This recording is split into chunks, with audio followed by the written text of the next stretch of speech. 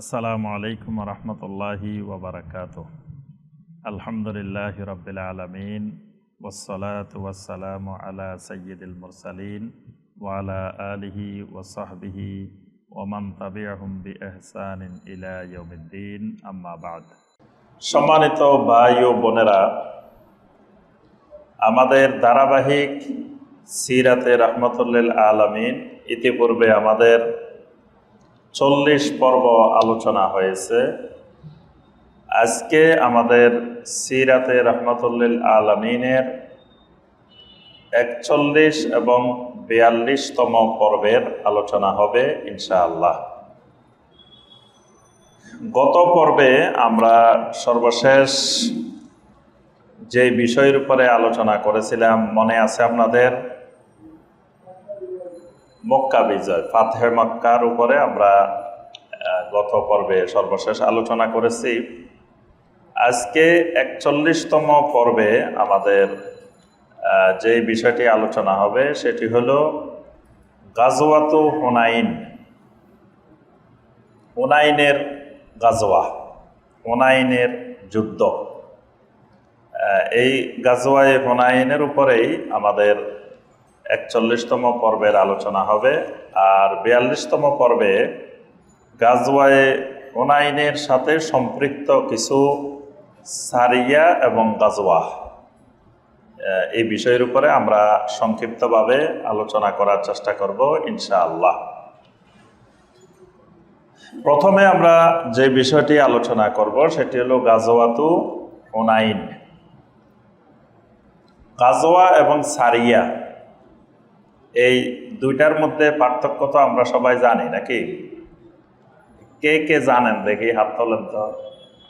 গাজওয়া এবং সারিয়া এই দুইটার মধ্যে পার্থক্য আপনি বলেন তো ভাই।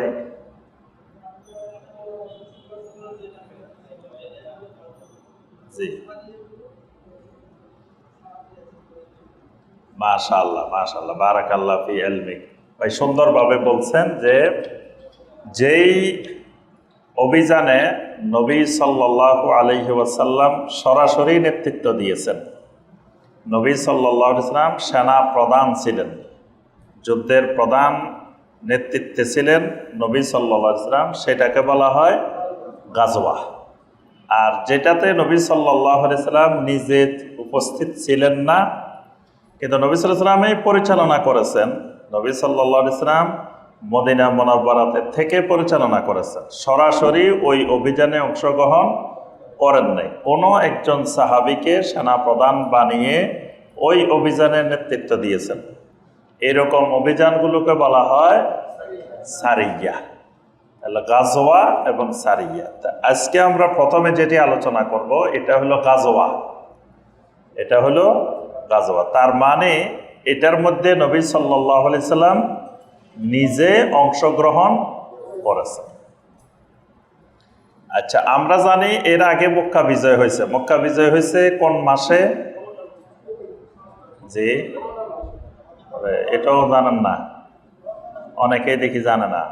মক্কা বিজয় এটা তো আমাদের বিজয়। ওই মক্কা বিজয় যদি না হইতো তাহলে আমরা এখন হজ করতে যেতে পারতাম, ওমরা করতে যেতে পারতাম, আল্লাহর ঘরে যাওয়াই তো যাইতো না।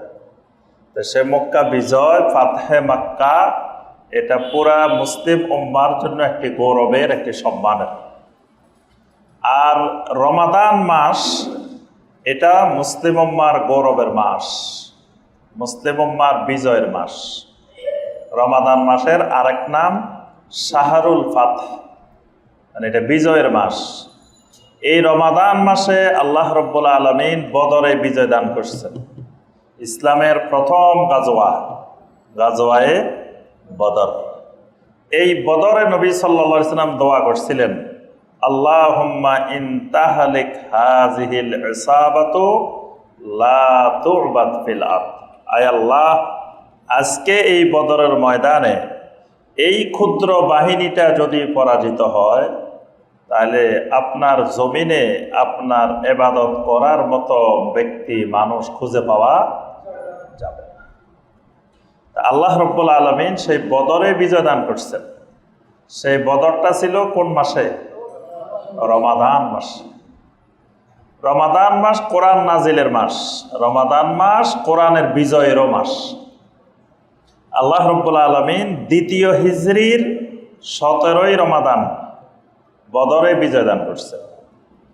আবার ঠিক অল্প কয়দিন পরেই 8ম হিজরির 20শে রমাদান আল্লাহ রাব্বুল আলামিন মক্কা বিজয় দান করছে। এটা মনে রাখবেন, এই দুইটা মনে রাখবেন, দুইটাই রমাদান মাস। একটা দ্বিতীয় হিজরির 17ই রমাদান, আর একটা 8ম হিজরির 20শে রমাদান। তাহলে এই মক্কা মুকাররমা বিজয় হলো 8ম হিজরির 20শে রমাদান। আর এই হুনাইনের যুদ্ধ, হুনাইনের গাজওয়া 8ম হিজরির শাওয়াল মাস।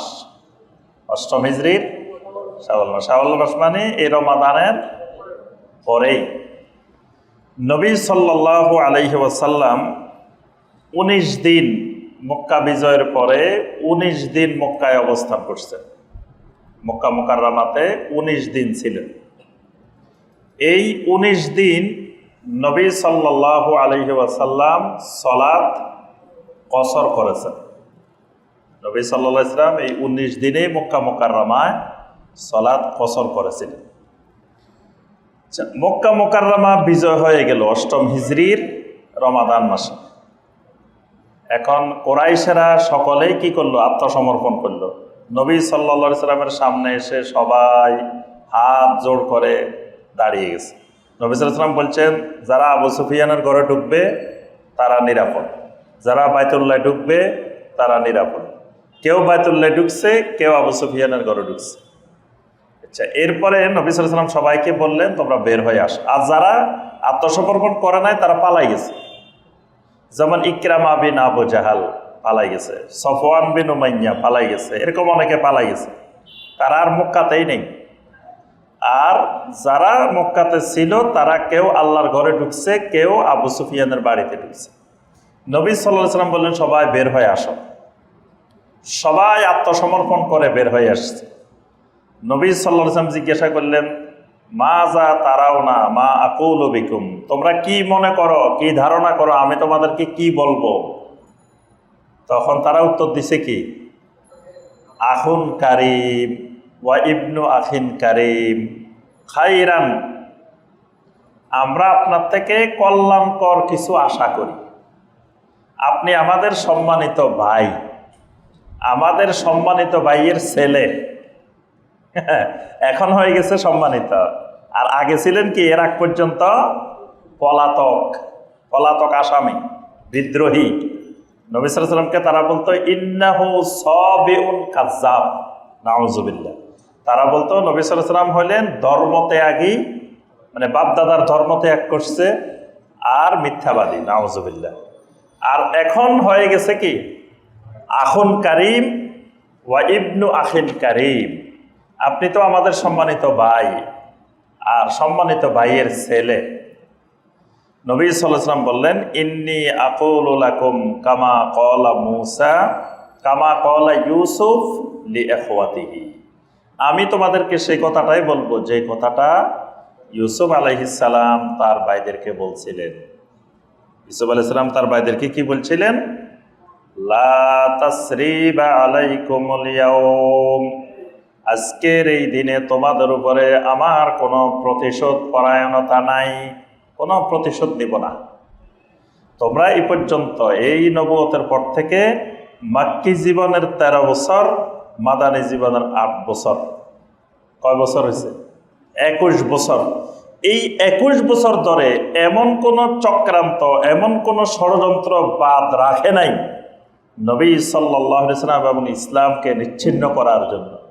কিন্তু নবী সাল্লাল্লাহু আলাইহি ওয়াসাল্লাম তাদের সবাইকে হাতের নাগালে পেয়ে বললেন যে লা তাসরিবা আলাইকুমুল ইয়াউম, আজকে এই দিনে তোমাদের উপরে আমার কোনো প্রতিশোধ নেওয়ার ইচ্ছা নাই। ফাআনতুমুত তুলাকা, ইযহাবু ফাআনতুমুত তুলাকা, এই জন্য এদেরকে তোলাকা সাহাবী বলা হয়। এদের আরেকটা নাম আছে, মক্কা বিজয়ের পরে যে মানুষগুলো ইসলাম গ্রহণ করছে এদের নাম হলো কি? তোলাকা। তোলাকা মানে কি? মানে দায় মুক্ত, যে তোমাদেরকে মুক্ত করে দেওয়া হইল। বা আন্তমুত্তলাকা, নবী সাল্লাল্লাহু আলাইহি ওয়াসাল্লাম বলছেন তোমরা মুক্ত, তোমাদেরকে আমি মুক্ত করে দিলাম, কোনো প্রতিশোধ নিলাম না, কোনো হত্যা করলাম না, কাউকে মারলাম না, কিছু করলাম না। বা আন্তমুত্তলাকা, এই জন্য এদেরকে তোলাকা সাহাবি বলা হয়। তোলাকা সাহাবির ঘটনা আজকে এই আপনার হুনাইনের অভিযানের মধ্যে আসবে।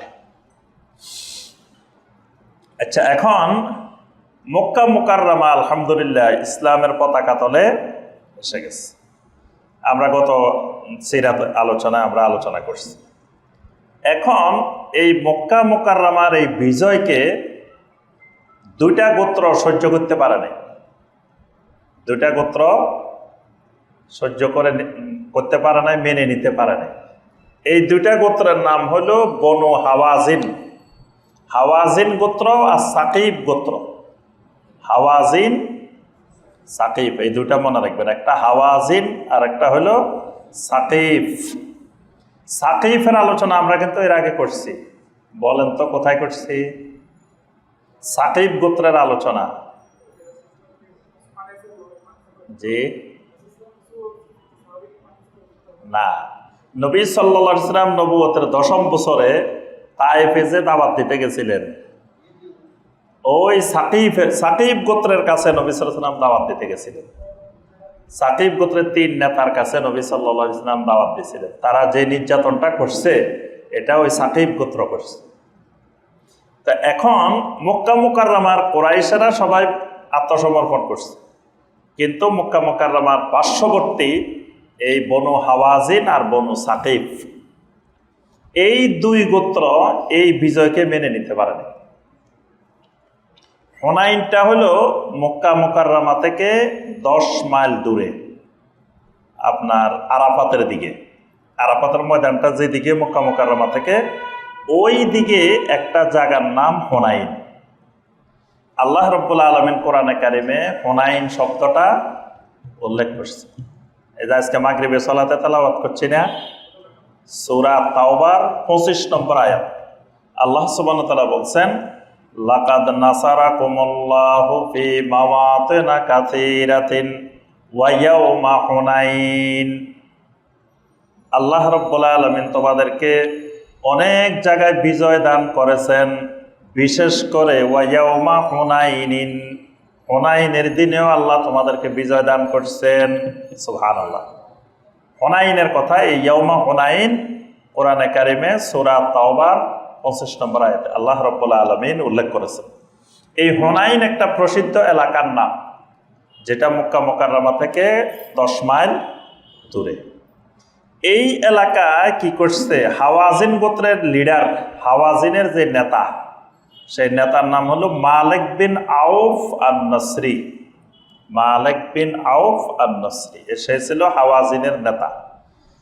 তার নেতৃত্বে বনু সাকিফ এবং এই বনু হাওয়াজিন দুই গোত্রের 4000 খুবই দক্ষ তীরন্দাজ, বাছাই করে 4000 দক্ষ তীরন্দাজ নিয়ে এই হুনাইনের পাশে আরেকটা জায়গা আছে আওতাস, এই আওতাস এলাকায় এরা হাজির হয়ে গেছে। মানে নবী সাল্লাল্লাহু আলাইহি ওয়াসাল্লামের বিরুদ্ধে অভিযান পরিচালনা করার জন্য এরা হাওয়াজিন এবং সাকিফ, এই দুই গোত্র থেকে বাছাই করা 4000 তীরন্দাজ নিয়ে হাজির হয়েছে কোথায়? আওতাস, মানে হুনাইনের পাশে একটা এলাকা আওতাস, এই জায়গায় হাজির হয়েছে। নবী সাল্লাল্লাহু আলাইহি ওয়াসাল্লামের কাছে খবর আসছে যে এই হাওয়াজিন এবং সাকিব গোত্রের 4000 তীরন্দাজ বাহিনী আওতাস এলাকায় হুনাইনের পাশে হাজির হয়েছে। নবী সাল্লাল্লাহু আলাইহি ওয়াসাল্লাম সাহাবায়ে কেরামকে বললেন যে তোমরা প্রস্তুতি গ্রহণ করো। তো এই প্রস্তুতির মধ্যে নবী সাল্লাল্লাহু আলাইহি ওয়াসাল্লামের সৈন্য সংখ্যা সাহাবায়ে কেরাম হয়ে গেছে 12,000। কয় হাজার? 12,000। 10,000 মদিনা থেকে আসা আর 2,000 এখানে মাত্র 19 দিন আগে মুসলমান হওয়া, তোলাকা। হ্যাঁ, তোলাকা 2,000 আর পুরানা 10,000, সর্বমোট কয় হাজার? 12,000। এই হুনাইনের অভিযানটা মনে রাখবেন সব সময়, এটাই ব্যতিক্রমী অভিযান যেখানে কাফেরের সৈন্য থেকে মুসলিমের সৈন্য বেশি। কাফেরদের হইল 4,000, মুসলিমের হইল 12,000। আর প্রত্যেকটা অভিযানে কাফেরদের ছিল অনেক গুণ বেশি, মুসলিমদের ছিল অনেক গুণ কম। শুধুমাত্র হুনাইনে তাদের 4,000 আর মুসলিম সাহাবি 12,000। আচ্ছা, এখানে আপনার এর আগে একটু আমাদের পটভূমি জানা দরকার। বনু সাকিব এবং বনু হাওয়াজিন এরা যে এলাকাটা বসবাস করত, এটা ছিল তায়েফ। বর্তমানে তায়েফ আছে না, এই তায়েফ এলাকায় এরা বসবাস করত। এবং তায়েফকে বলা হয়তো বুস্তানে কোরাইশ। তায়েফের নাম ছিল ওই যুগে, তায়েফের আরেক নাম ছিল বুস্তানে কোরাইশ, কোরাইশদের বাগান। মানে কোরাইশদের কিন্তু সবারই বাগান ছিল তায়েফে। এমনকি আপনার মক্কা মুকাররমায় একজন ছিল যে যাকে কেউ জিজ্ঞেস করলে তোমার নাম কি, সে কি বলতো? ওয়াহিদ ইবনে ওয়াহিদ। কি বলতো? বলে গেছেন আপনারা যে মক্কা এক লোক ছিল, এই লোককে কেউ যদি জিজ্ঞাসা করতে হয় তোমার নাম কি, বলতো আনা ওয়াহিদ ইবনে ওয়াহিদ, মানে আমি ওয়ান পিস, আমার বাপও ওয়ান পিস, মানে আমাদের মতো সমকক্ষ পৃথিবীতে আর কেউ নাই। হ্যাঁ, কেন বলতো? এদের এই আপনার মক্কা মুকাররমা থেকে তায়েফ 90 কিলোমিটার, মক্কা মুকাররমা থেকে তায়েফ এই 90 কিলোমিটার দূরত্ব। এই পুরা অঞ্চল জুড়ে এদের জমিন, এদের সম্পত্তি। মক্কা থেকে শুরু করে কোন পর্যন্ত? তায়েফ পর্যন্ত এদের সম্পত্তি। এই জন্য সেই অহংকার করে সে বলতো যে আমি ওয়াহিদ ইবনে ওয়াহিদ, মানে আমার বাপও ওয়াহিদ, একমাত্র ব্যক্তি, আমিও একমাত্র ব্যক্তি। আল্লাহ পাক কোরআনে তাকে এই শব্দটা দিয়ে বলছেন খালাকতু ওয়াহিদা, আমি তাকে ওয়াহিদ বানাইছি, এটা আল্লাহ পাক বলছেন। তো সে ওয়ালিদ ইবনে মুগীরা মাখজুমি, ওয়ালিদ ইবনে মুগীরা আল মাখজুমি, এই লোকের সম্পদ। তাহলে দেখেন তায়েফ পর্যন্ত, তার অর্থ হলো মক্কার যত লোক ছিল কোরাইশ, এদের সবার বাগান ছিল ওখানে। নবী সাল্লাল্লাহু আলাইহি সাল্লামকে নির্যাতন করার পরে নবী সাল্লাল্লাহু আলাইহি সাল্লাম যে বাগানটাতে ঢুকছিলেন, আব্দাসের বাগান, আমরা এবার এই ওমরা যাওয়ার পরে রমজানের পরে গাড়ি দিয়ে ওই আব্দাসের বাগানের চারপাশ দিয়ে আমরা ওই বাগানটা গাড়ি ঘুরে আসছি।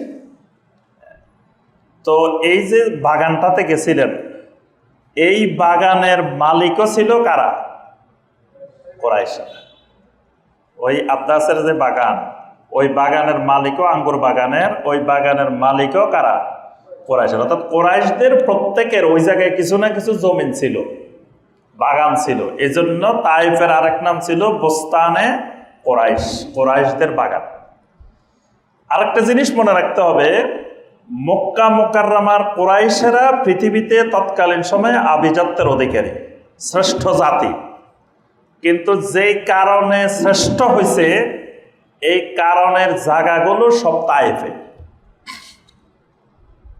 মানে তৎকালীন সময়ে সারা পৃথিবীতে সাহিত্যের প্রতিযোগিতা হইতো। এখন যেমন নোবেল প্রাইজ দেওয়া হয়, ওই যুগেও নোবেল প্রাইজের মতো প্রাইজ ছিল, সারা ওয়ার্ল্ডের মধ্যে প্রতিযোগিতা হইতো, সাহিত্যের পুরস্কার। এবং এই পুরস্কারে যেই কবি প্রথম স্থান অধিকার করত, তাকে বিশাল অঙ্কের স্বর্ণমুদ্রা দেওয়া হতো। এবং তার যেই কবিতাটা প্রথম স্থান অধিকার করত, এই কবিতাটাকে রেশমি কাপড়ে স্বর্ণের পানি দিয়ে লিখে বাইতুল্লাহর মধ্যে ঝুলিয়ে রাখা হতো, কাবার মধ্যে, কাবার গিলাফের মধ্যে ঝুলে রাখা হতো তার ওই কবিতাটা। এবং সারা পৃথিবী থেকে যত মানুষ হজ করতে যাইত, ওমরা করতে যাইত, হজ ওমরা কিন্তু জাহিলি যুগও বন্ধ হয় নাই। কাফেররাও হজ করছে, ওমরা করছে, মুশরিকরা হজ করছে, ওমরা করছে, হজ ওমরা একবারও তারা বন্ধ করে নাই। তাহলে ওই সময় যারা হজ ওমরা করতে যাইতো, তারা ওই কবিতাগুলো লিখে লিখে নিয়ে আসত বাইতুল্লাহর গিলাফ থেকে, এবং সারা পৃথিবীতে তাদের কবিতা চর্চা হইত। তাহলে দেখেন ওই যে এই যে প্রতিযোগিতাটা হইতো, সাহিত্যের আন্তর্জাতিক প্রতিযোগিতা, সাহিত্য না শুধু, এর মধ্যে আপনার বিভিন্ন ধরনের খেলাধুলা হইতো। ওই যুগের আপনার বলি খেলা হইতো, বলি খেলা আছে না, বাংলাদেশের বলি খেলা তো সবাই চিনেন, বলি খেলা আরবেও ছিল। এই তায়েফে হইতো বলি খেলা, সারা বিশ্বের সবচেয়ে বড় বলি খেলা হইতো। তারপরে আরো বিভিন্ন ধরনের খেলা, ঘোড়দৌড় প্রতিযোগিতা ওই যুগের, এইরকম যত প্রতিযোগিতা, আন্তর্জাতিক প্রতিযোগিতা সব হইতো তায়েফে। এই জন্য তায়েফ ছিল সাংস্কৃতিক নগরী, কালচারাল সিটি। এবং এই সংস্কৃতির 3টা মার্কাজ ছিল এই তায়েফের মধ্যে। একটা হলো ওকাস, একটা হলো জুল মাজাজ, একটা হলো জুল মাজান্না। 3টা এলাকা ছিল। ওকাসটা এখনো আছে, আপনার ওখানে বড় করে লেখা আছে, তায়েফ যাওয়ার সময় রাস্তায় পড়ে, তায়েফের একটু আগে লেখা আছে সৌক ওকাস। যে এটাই সেই প্রাচীন জাহিলি যুগের ওকাজের মেলা, ওকাজের বাজার এখানেই ছিল, যে জায়গায় হইতো এটা ওকাস। ওকাস সাহিত্য মেলা, মানে এই ওকাজে হইতো সাহিত্যের প্রতিযোগিতা, এবং দুনিয়ার সকল কবি, সাহিত্যিক, বুদ্ধিজীবী সবার আনাগোনা ছিল এই ওকাস। আরেকটা ছিল জুল মাজাজ, জুল মাজান্না, এখানে হয়তো খেলাধুলার প্রতিযোগিতা, মানে বিশ্বের যত খেলাধুলা ছিল এই খেলাধুলার প্রতিযোগিতা সব জুল মাজাজ এবং জুল মাজান্না। এবং বর্তমানে সৌদি সরকার আপনার এই তায়েফের ওই অঞ্চলগুলোতে ওকাস, জুল মাজাজ, জুল মাজান্না যে এলাকাগুলো, এই এলাকা জুড়ে এখন আবার কালচারাল সিটি গড়ে তুলতেছে। সেই সাংস্কৃতিক শহর হিসাবে তায়েফকে নতুন রূপে এখন আবার গড়ে তুলতেছে বর্তমানে। তো ওই সময়ে আপনার এই তায়েফে ওকাজ মেলা, জুল মাজাজ, জুল মাজান্না, অর্থাৎ তায়েফ একদিকে সমৃদ্ধ একটা এলাকা, বিভিন্ন ধরনের বাগান, আঙ্গুরের বাগান। এখনো দেখবেন মক্কা মোকাররমায় কিন্তু কোনো ফসল হয় না, মক্কা মোকাররমাতে কোনো আপনার বাগান নাই। কিন্তু তায়েফে, মানে 90 কিলোমিটার দূরে তায়েফে গেলে দেখবেন ওখানে বিভিন্ন ধরনের বাগান, আঙ্গুরের বাগান আছে। আমরা আঙ্গুর বাগানে গেছি, আঙ্গুর বাগান থেকে আঙ্গুর তুলে আমরা খেয়ে আসছি। ওখানে বাগানে গেলে বাগান থেকে আপনি কিনে খাইতে পারবেন, আর ওখানে বিক্রি করে, বাগানে বিক্রি করে। তাহলে মানে এই তায়েফ নগরীটা আল্লাহ রাব্বুল আলামিন মক্কা মুকাররমার পাশে কিন্তু অনেক সুন্দর এক নগরী, কালচারাল এক নগরী, প্রাচীন আমল থেকে আল্লাহ পাক এইভাবে গড়ে তুলছে। তাহলে তায়েফের গুরুত্বটা তৎকালীন সময়ে খুব বেশি ছিল। এবং মক্কার বিজয় ধরে রাখতে হলে তায়েফ লাগবে। আপনি মক্কা বিজয় হয়ে গেছে, কিন্তু হয়ে যাওয়া মানে যে মক্কা বিজয় ধরে রাখতে, হওয়ার সে ধরে রাখা কঠিন। এই মক্কা বিজয়, ফাতে মক্কা ধরে রাখার জন্য তায়েফ নগরীর নিয়ন্ত্রণে থাকা জরুরি। এখন এই হুনাইনে তায়েফের এই বনু সাকিফ এবং বনু হাওয়াজিন 2 গোত্রের 4000 তীরন্দাজ উপস্থিত হয়ে গেছে। আল্লাহ রসুল সাল্লাল্লাহু আলাইহি সাল্লাম এই 12,000, 10,000 যোগ 2,000 এদেরকে নিয়ে রওনা দিয়েছেন। রওনা দিয়ে কিছু দূর গেছেন, মাত্র মক্কা মুকাররমার সীমানা পারে একটু সামনে গেছে, ধরেন 5-6 কিলোমিটার সামনে গেছে। যাওয়ার পরেই এক ঘটনা ঘটছে। সেই ঘটনাটা হলো জাতু আনওয়াতের ঘটনা। যাওয়ার পরে একটু সামনে গেছেন, মুশরিকদের একটা বিশাল গাছ, যেই গাছটা বড়ই গাছ, মুফাসসিরিন কেরাম বলছেন যে এটা বড়ই গাছ, কিন্তু গাছটা অনেক বড় একটা গাছ। এই গাছটাকে মুশরিকেরা কল্যাণের গাছ, কল্যাণ বৃক্ষ মনে করত। সমস্ত কল্যাণ, বরকত এই গাছের মধ্যে। মানে মুশরিকেরা সবসময় যুগে যুগে যারা শিরিক করত, এরা গাছের বরকত, মাছের বরকত, কুমিরের বরকত, কচ্ছপের বরকত, এইসব বরকতের বিষয়। আজও দেখেন কুমিরের বরকত, কচ্ছপের বরকত, মাছের বরকত বাংলাদেশে কিন্তু সব জায়গা জুড়ে আছে। এখন ওরা গাছের বরকত, এই গাছের নাম দিছে জাতু আনওয়াত। এখন এই যে 2000 নতুন মুসলমান হয়েছে না 19 দিন আগে, ওনারা তো এখনো তাওহীদ বুঝে নাই, দিন বুঝে নাই, কিছু বুঝে নাই, মাত্র মুসলমান হয়েছে। তাও তারা চাপে পড়ি হয়েছে, তাও কিন্তু ইচ্ছা করে যে মানে ইসলামকে ভালোবেসে, ইসলামের মাহাত্ম্য দেখে ইচ্ছা করে যায় যে আমরা ইসলাম গ্রহণ করতে চাই, এরকম না। মানে বাধ্য হয়ে শেষে যখন আর উপায় নাই তখন কিন্তু তারা মুসলিম হয়েছে। এখন এই একটু দূর সামনে যাওয়ার পরেই আল্লাহ রাসূল সাল্লাল্লাহু আলাইহি ওয়াসাল্লামকে বলতেছেন, গাছটা দেখাই বলতেছেন, এজআল লানা যাতা আনওয়াতিন কামা লাহুম যাতু আনওয়াত। ইয়া রাসূলুল্লাহ সাল্লাল্লাহু আলাইহি ওয়াসাল্লাম, মুশরিকদের যেরকম একটা জাতে আনওয়াত গাছ আছে, আমাদের জন্য এরকম একটা জাতে আনওয়াত গাছ বানাই দেন। কি মজার কথা দেখছেন, নবী সাল্লাল্লাহু আলাইহি ওয়াসাল্লাম আসছেন এই গাছ সমূলে উৎখাত করার জন্য, এটা শিকড় সুদ্ধা মাটি সহ উৎখাত করার জন্য আল্লাহ রাসূল আসছেন। আর এরা নবী সাল্লাল্লাহু আলাইহি ওয়াসাল্লামের কাছে প্রস্তাব দিতেছে যে এদের যেমন একটা গাছ আছে, মুশরিকেরা যায় এটার মধ্যে সুতা বাঁধে, এটার মধ্যে তলোয়ার লটকায়, এটার মধ্যে ঢাল লটকায়, এটার মধ্যে মান্নত করে, এটার নিচে পশু জবাই করে, আমাদের জন্য আরেকটা দিয়ে দেন। তো এটার নাম হবে মুশরিকি জাতে আনওয়াত, আমাদেরটা হবে ইসলামী জাতে আনওয়াত। দেখবেন অনেক মানুষ এরকম ইসলামী লাগায়, খালি জিনিস সব একই, সবে সুদি কারবার, নাম লেগে দিয়ে রাখছে কি ইসলামী। এটা হচ্ছে ইসলামী জাতে আনওয়াত, ওই সিস্টেম। সেই ওই সময়ের শিরিক দেখেন এখনো ওইভাবেই আছে। অসংখ্য এরকম হারাম জিনিস দেখা যায় ইসলামে লাগায় রেখেছে। আপনার হসপিটালের মধ্যেও দেখা যায় অনেক জায়গায় লাগায় রাখে কি হ্যাঁ ইসলামী। তো হসপিটালের আবার ইসলামী আর অন ইসলামী কি? হসপিটালের ইসলামী অন ইসলামী আচারে কি বলেন? হসপিটালের চিকিৎসা তো চিকিৎসাই, চিকিৎসার আবার এটা ইসলামী চিকিৎসা, এটা অন ইসলামী চিকিৎসা, এরকম আছে। এইরকম সব জায়গার মধ্যে দেখবেন খালি ইসলামী ইসলামী ইসলামী। এবং অনেক মুসলিম এরকম মনে করে যে মুশরিকেরা এটা আবিষ্কার করছে, এটার বিপরীতে আমার একটা ইসলামী লাগবেই। সেম ওই জিনিসটাকে ইসলামী লাগাই দেয়, কিছু সামান্য কিছু একটা পরিবর্তন করে ইসলাম। কিন্তু মুশরিকদের থাকলে সেটা মুসলিমদের থাকা লাগবে বা ইসলামী থাকা লাগবে, এটা জরুরি বিষয়। মুশরিকেরা ইন্স্যুরেন্স আবিষ্কার করছে, ইসলামে ইন্স্যুরেন্সের কোনো অস্তিত্ব নাই।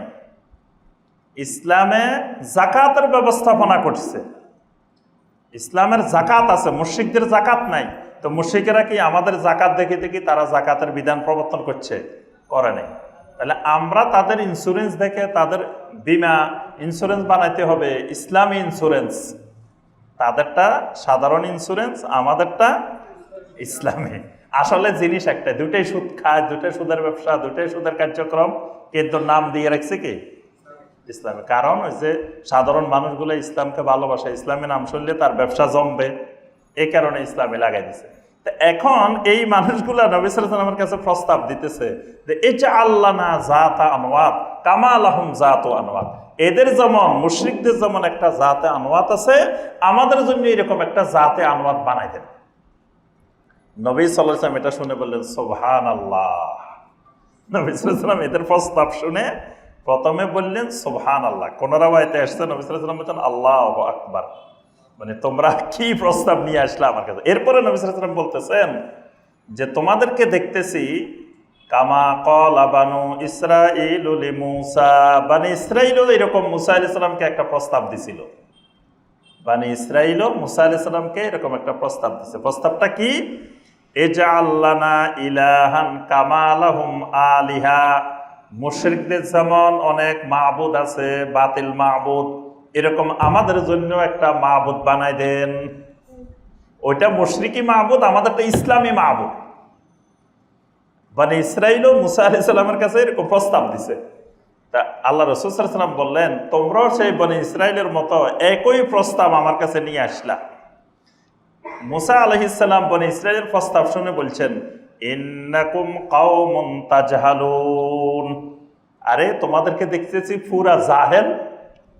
মুসা আলাইহিস সালাম বনি ইসরাঈলকে বলতেছে, যখন বনি ইসরাঈল এই প্রস্তাব দিয়েছে, মুসা আলাইহিস সালাম উত্তরে বলছেন ইন্নাকুম কাওমুন তাজহালুন, আরে তোমাদেরকে দেখতেছি পুরা একটা জাহেল কওম, মানে তাওহীদের জ্ঞান বলতে কিচ্ছু নাই তোমাদের, এখনো তাওহীদের কিছুই বুঝো নাই। এই জন্য মুসা আলাইহিস সালাম বলেন ইন্নাকুম কাওমুন তাজহালুন, যার মধ্যে তাওহীদের জ্ঞান নাই সে জাহেল। সে অনেক শিক্ষিত হতে পারে, ডক্টরেট করছে, পোস্ট ডক্টরেট করছে, অথবা ডক্টরেট 10টাও করছে, কিন্তু সে কোরআন হাদিসের দৃষ্টিতে কি জাহেল। কারণ তার কাছে তাওহীদের জ্ঞান নেই।